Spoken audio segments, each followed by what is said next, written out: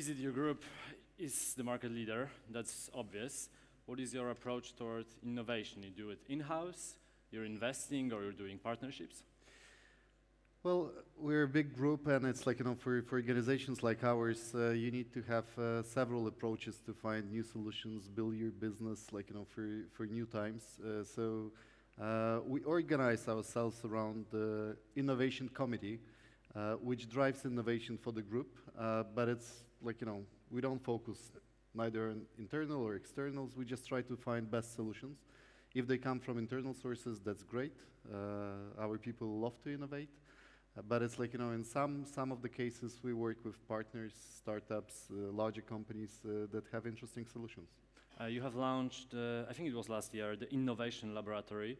How it works? Well, Innovation Lab, in our case, it's more the idea than the real organization. For us, it's what's different is that we allocate specific budget to this unit.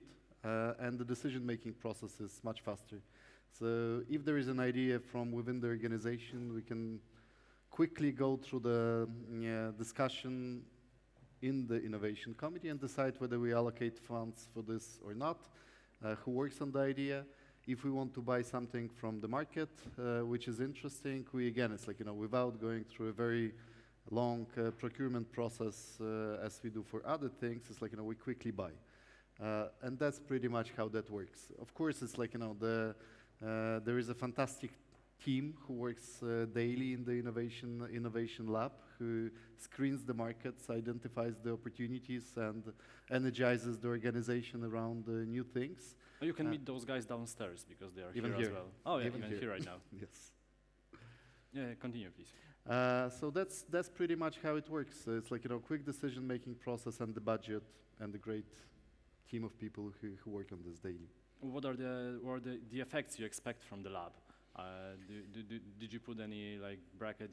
All the projects have to be profitable. 50% of projects have to be profitable. 20% of projects have to be profitable and successful. Well,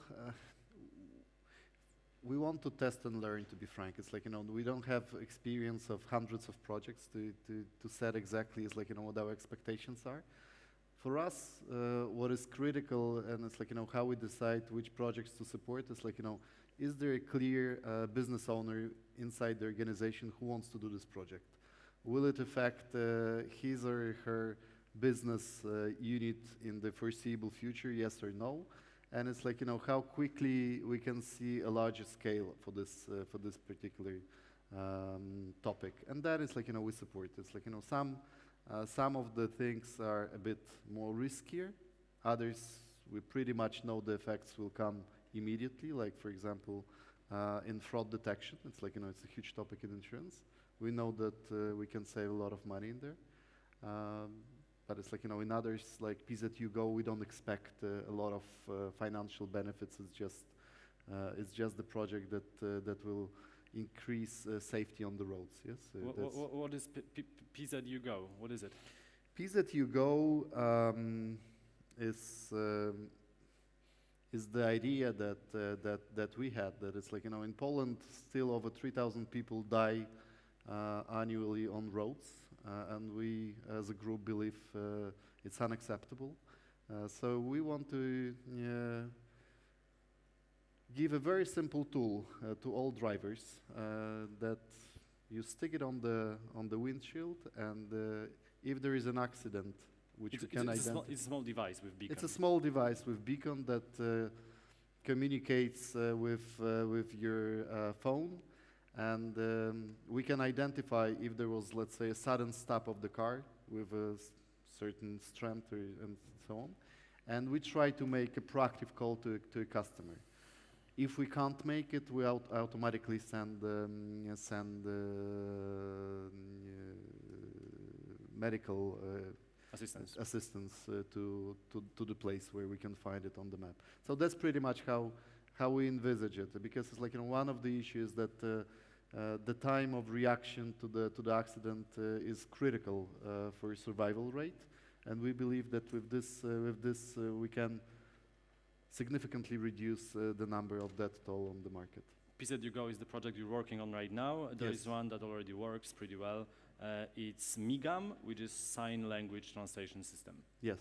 MIGAM, again, is like, one of the core elements of our strategy is to make the customer service much better. Well, we defined it like, through various parameters, all customers. And we know that it's like, some of our customers have certain needs that we need to address in a completely different way. And MIGAM is exactly for those people who communicate through the, I'm not sure how to say it in English, but it's like, through the MIGAM languages. And that's a very simple innovation.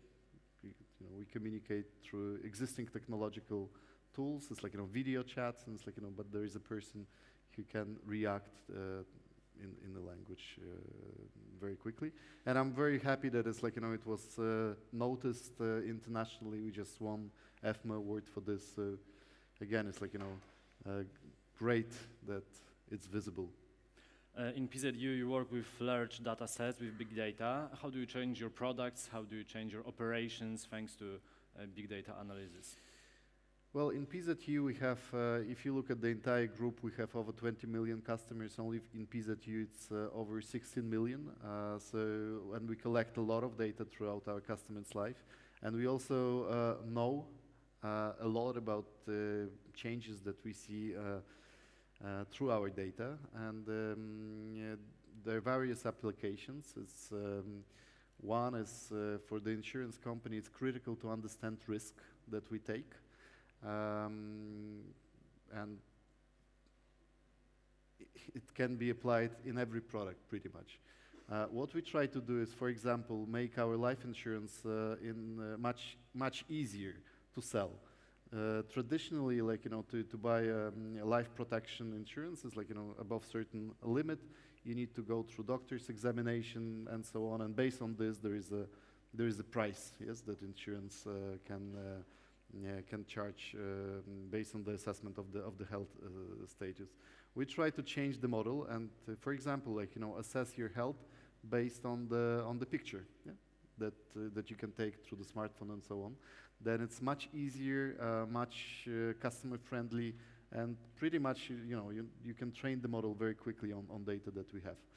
Another example is probably not so beneficial to some of our customers, but it's critical for our financial performance, and it's fraud prevention. We know through years, it's like, what mechanism different people apply to get some cash from the insurance business, which is not exactly legitimate.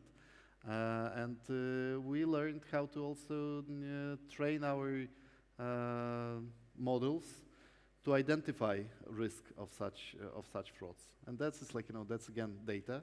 For us, it has huge financial impact, but I think it also changes the behavior of some of the users.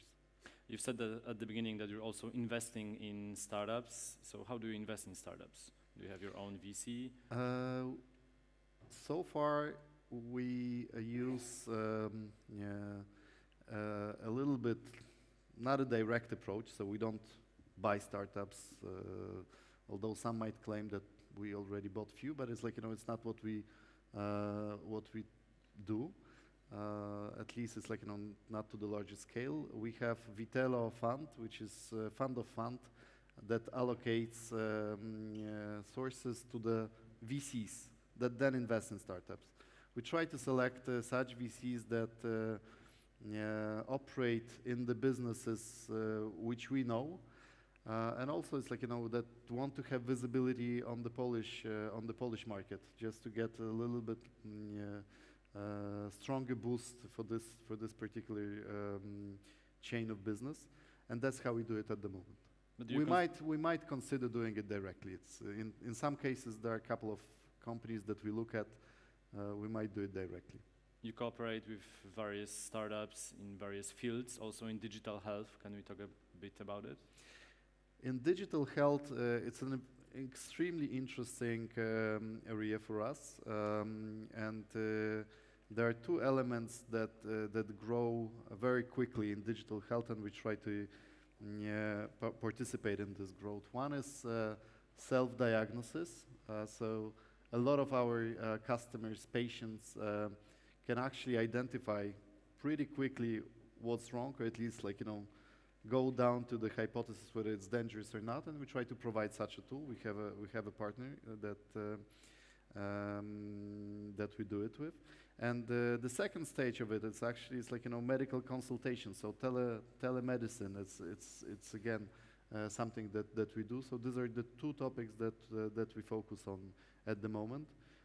There are of course other aspects that we do for our cost side of this. It's but that's a little bit less sexy than these two elements, I guess. There are many startups here during Impact conference in Krakow. There are many insurtech startups in Katowice during fintech conference. If they have good products, you're interested? Your company? Absolutely. It's we work with startups.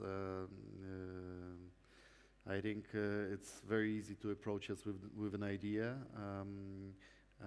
So far, the more successful model for us has been when we knew exactly which problem we want to solve, and we're looking for a partner directly. But I think both models are right. If there are companies that believe can help us with our business, they're more than welcome. Because the scale of your business is huge, and there are many, many different fields you can cooperate on. Yes. Well, if you look at our group, there are 4 major lines. It's insurance, obviously, but again, it's pretty complex within insurance even, because we have life insurance, health insurance, P&C, and then again, retail P&C and corporate. A lot of technological challenges there, and I think each line can be a specific business model. We have an investment arm, we have banking arm, and we have health as a separate business line. So we look for partners in every of this field. And you also have launched PZU Lab, which is a sort of consultancy for businesses. PZU Lab, it's our response to some of our corporate clients who wanted advice how to manage critical risks. For example, if you have a producer of furnitures, the biggest risk for them is fire of the factory. Yes, so our teams help identify proper technologies to minimize this risk, so we could offer insurance at affordable price. So that's how it works. We provide services to build products, insurance products, that minimize risk and hence is reduce price at the end. And PZU Lab is also working with startups and looking for startups. For example, we could see yesterday here outside of the building the anti-drone system, yes, which was introduced in one of the companies. That's one of the great examples, but we also have great products built on virtual reality, where you train operators of factories how to behave when there is a safety accident. Yes. And it's you can't really teach how to teach these skills in the real life, because it's no one wants to set on fire a petrochemical and then train people. But it's virtual reality is a great tool for this, and we use it, for example. One of the technologies that we apply in practice. And we run out of time. Thank you very much. Thank you.